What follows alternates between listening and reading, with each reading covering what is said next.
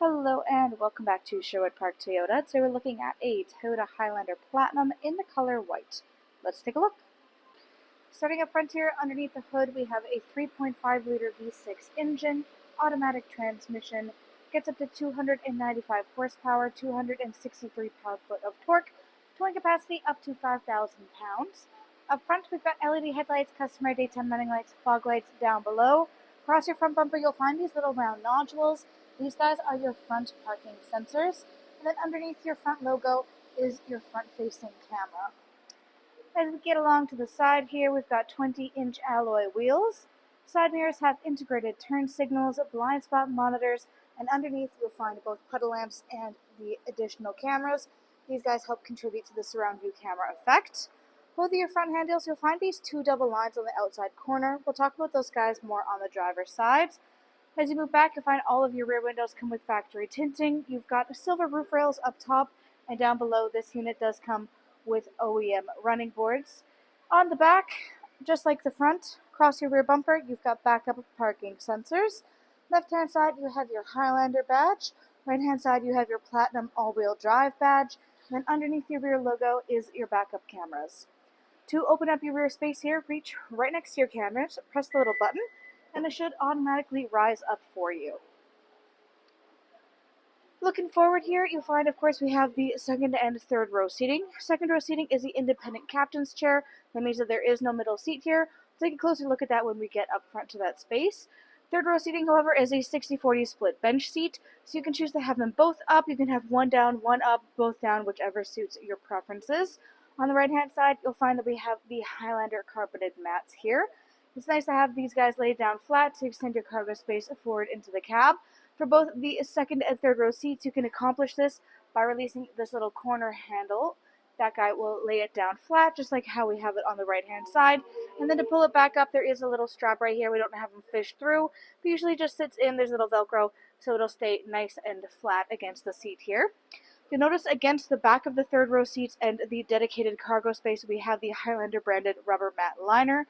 Cargo mat liner is really nice. First of all, it helps to decrease the amount of clutter and dirt that you have inside the vehicle because it is much easier to remove and shake any dirt or debris off of this guy versus that typical clingy carpeted interior.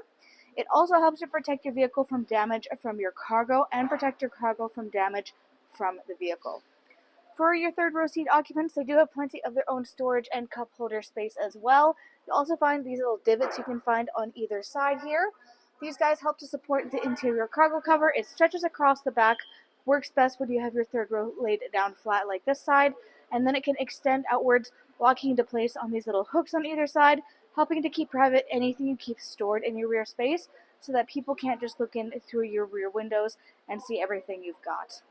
If you're looking for the additional storage space for that item or for anything else or for your spare tire kit, look down at the ground. You find this little tab here. Reach down and lift this guy up, and then everything you need will be accessible through here. So we do have that interior cargo cover across the back, has a little diagram showing how it works. You've got your tools on the left-hand side, and then on the right you'll find this little porthole right here. It's a little hard to see, but behind the cargo cover in the back there is a diagram showing you how to access your spare through this little porthole. So to close up your rear space back here, you do have the optional kick sensor. You can just use this handle on the right-hand side or just press the electronic button. Next, let's take a look at the inside. Inside here, you'll find the interior upholstery is this beautiful tan leatherette, and it has the matching tan and some black stitching for just a little bit of contrast. On the side of your seat down at the bottom is where you'll find all of your adjustments. There's little diagrams you can see on them showing you which handle does what movement, but allows you to move your seats back and forth. You can see the little track down here that allows the seats to move. It allows you to fold your seat flat or just simply move the whole thing forward so that people can get easy access to the third row. If you don't want to have to move the seat around, you can always just gain access by walking through that middle pass because, as we said, we have the independent captain's chairs here. So instead of a seat down here, we just have some dedicated storage space, little cup holders at the moment. You also have the built-in armrest in the middle here, so they don't have the folding down middle center console / cup holders that many straight bench seats have, but instead they have these little guys, and if you don't want them, you can easily just fold them away, and then you have even more space to move around in here, and then the door itself acts as the armrest on the other side. Looking up overhead, there is the panoramic moonroof that comes included with this unit. On the back of your front passenger and front driver seats, we have pouch storage. Back of your console space is where you'll find your third zone air conditioning control panel. This controls the fan speed, mode, and temperature for your second and third row occupants. It also gives you heated seat controls, 3 variant levels on each side for the second row seats too. Down below is where you've got all of your charger options, and we currently have the Highlander rubber mats installed in this unit. Inside of your door, you've got your storage spaces. Of course, we have this little built-in armrest, nice contrast between the different warm brown tones. We also have some of this wood grain trim. We'll keep an eye out for this. You'll see more of it up front. Of course, you've got your power window control down below there as well. Now, back again to these 2 double lines. These guys indicate keyless entry, so if you have the key fob on your person, it allows you to tap your hand on your handle to lock and unlock the unit. Inside the driver's door, next to your handle, you have memory seat settings. Down below, you have your power windows for front and back, window lock, power lock system, side mirror controls. You can also see some of this blue lighting. This is this interior ambient lighting. You'll find this all throughout different places in your front cab. Storage spaces, both high and low. You've got your power adjustable seating up front, back, front, up, down, and lumbar support. Hood release latch and your gas release on the bottom left-hand corner of your dash. Above that, got a little storage cubby, and then you have controls for automatic headlamps. You've got your surround view cameras. So if you give that guy a press, you'll find your infotainment turns to this full surround view look of the unit. You can change the perspective from which you are looking to get higher or lower, and if you want to take a little closer look at something, you can pause it. There's also further customizations for the vehicle itself, either to look like the one you have, or maybe the one that you want to get next. To get rid of that little screen, just go back to where we were before, press the surround view cameras, and it will go back to its normal infotainment. Under that, you've got your power trunk release, heated leather steering wheel control, and the defrost for your rear windshield wiper blade. Really useful in cold Canadian winters here. Then you have your odometer trip and your dash brightness up top. Taking a closer look at the steering wheel, black leather with black stitching. Then, left-hand side, controls for your dash display, hands-free communication, and your volume control. Right-hand side, radio controls on the bottom, adaptive cruise control up top, which includes sonar and lane departure. If you look on top of your dash, you'll find this little cutout here. This guy is your heads-up display. So if you look right along here, you'll find a couple of metrics being displayed. Currently, you have your compass as well as your speedometer up there. Really cool little built-in feature to have. That way you don't have to take your eyes off the road to keep an eye on that really pertinent information. Then in the middle here, of course, we have the infotainment screen itself. So currently we are looking at the home screen. You have a lot of different options available through here. You can access things all along the bottom as well. On the left, you have your audio and your phone connectivity, navigation here, and then the climate display on the right. You can also just press the different buttons to see your different options. So menu, you have some more customization, destination, audio, phone, app, projection, info, display on the bottom right corner, and then setup as well. In your setup, you have your everything from your Bluetooth, audio, phone, voice recognition, your apps, navigation, data services, clock, home screen sounds, theme color settings, etc. Then in your audio listening specifically, we have AM, FM, and satellite radio.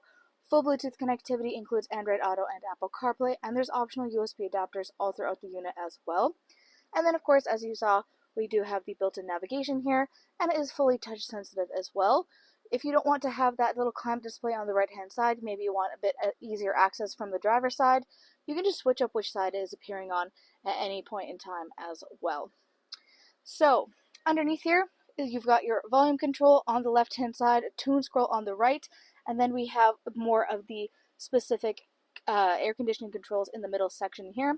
So first off, we have 3 variant levels for both heated and cooled seats. You've got the orange for the heat and the green for the cool. This is for driver and front passenger. Defrost for your front and rear windshield as well as side mirrors here.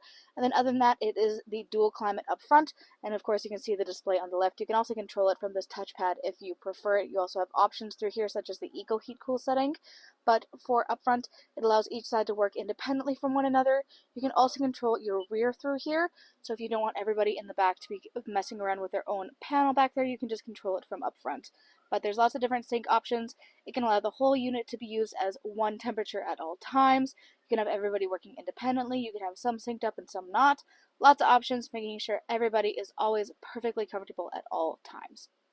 Under that, you've got your four-ways, push start ignition to the left, nice storage compartment, it goes the whole way across this little dash except for this little divider here. This guy helps to make sure that if you put something on one end, and then you take a corner, it doesn't fall and end up way on the other end as well. You'll also notice on the left we have this little porthole here. This allows you to feed your cords down through to access all of the chargers down below. So you can leave your phone up top here in this little lipped ridge space of the storage so it's not going to go flying. And you can still feed your cords up so that they're not just flopping around down below. A little storage compartment on the left too there. Then you've got your cup holders, gear shift, driving modes, so your sport, normal, and eco, mud, sand, and rock and dirt, and push normal, parking brakes, traction control, snow, downhill assist, and automatic start stop. And again, we have this beautiful wood grain trim, and as you've noticed probably, we have multiple different tones of these beautiful warm wood colored leatherette, as well as those silver highlights throughout here. Just behind your console space, you have a little sliding tray up top here. Then you have a wireless charging pad up top. So there is a little power button here if you want to turn it on or off as well. You'll find a little button that comes on. So you can pop your phone in here. As you can see, it has a built-in tray design, so it's not going to go flying out of here as soon as you hit on your gas or your brake. And of course, you'll always maintain a charge without having to worry about whether you brought your cords for charging along with you. Underneath that, you've got a little moving tray. You can slide it back and forth, and then additional deeper storage down below. You even have 12-volt adapters way deep down inside there as well. Looking up overhead on your rear view mirror, 1, 2, and 3 dots, these are garage door openers. Of course, currently you're looking at a normal reflective rear view mirror, but if you flip the switch here, you'll find it switches instead to a camera view. Great little built-in feature, and I'll tell you why. If you have anything inside of your cab space here, whether it's people or cargo, and it's making it a little bit hard to keep an eye on traffic, or maybe it's just a little bit distracting, you can circumvent that problem entirely by flipping the switch. Then you don't have to worry about being distracted by what's going on inside your vehicle. You can just keep an eye on traffic through here as well. On top of here is where you have another little built-in feature. This guy will allow you to have one eye on traffic and one eye specifically on the interior as well. And of course, it is normal eye or sunglasses compartment up top there too. But it allows you to have lots of different options so that you can always keep an eye but also maintain safety at the same time. On top of that, you have your SOS button, overhead lighting controls, and of course controls for that panoramic moonroof.